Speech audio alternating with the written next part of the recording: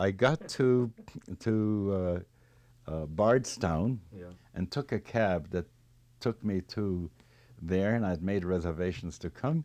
Yeah. And there I'm now at the gate with my peklach, and there is a rope, and on the end of the rope is a cross. Ah. And now I'm standing there figuring, how am I going to ring that bell? And I'm thinking, and then I go and take the rope a little higher than the cross and give a pull.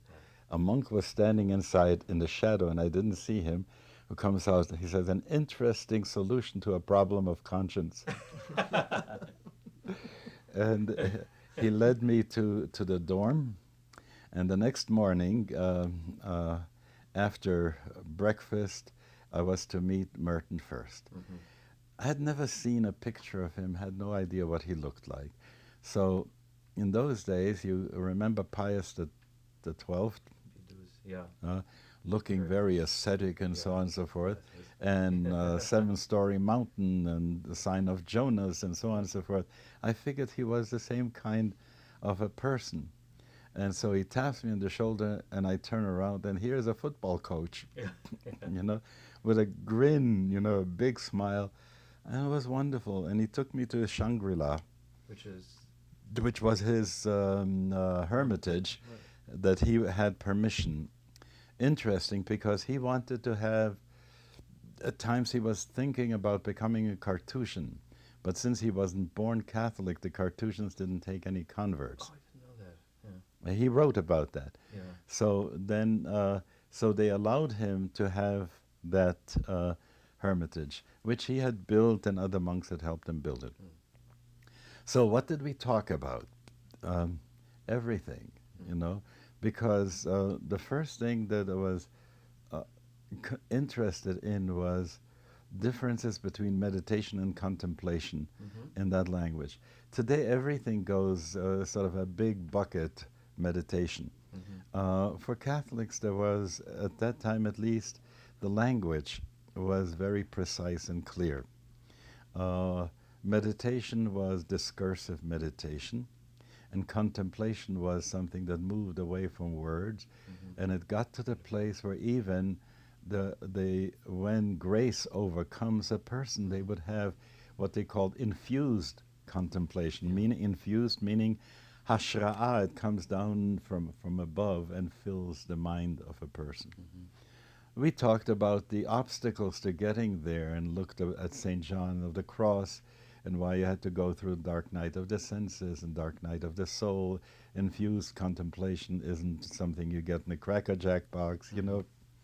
On the other hand, I felt that when I looked at Chabad and shared that with him, that when we talked about Hidbonenut during the week, it was very much like discursive meditation. In other words, you talk to yourself in this way, and you say, these are my beliefs, these are my values.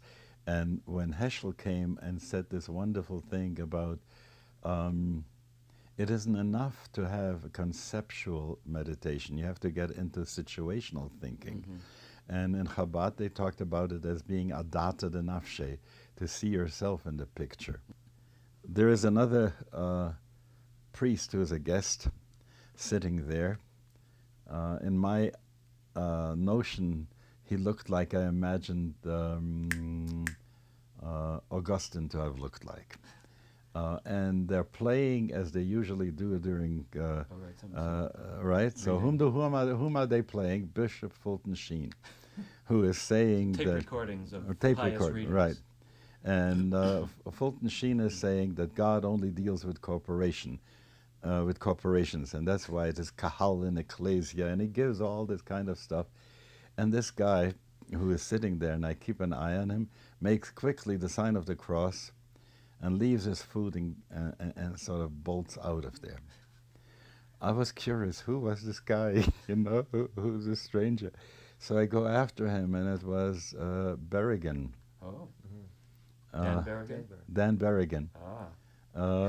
And so in the afternoon, Dan and Philip, who also was there, and I went back with Merton and talked now how these things integrate into society, because this was the other side of Merton, that he had large concerns. It was sad to figure that he had to go so early, because he was just really getting into a stride where his ecumenism was so rich and so full.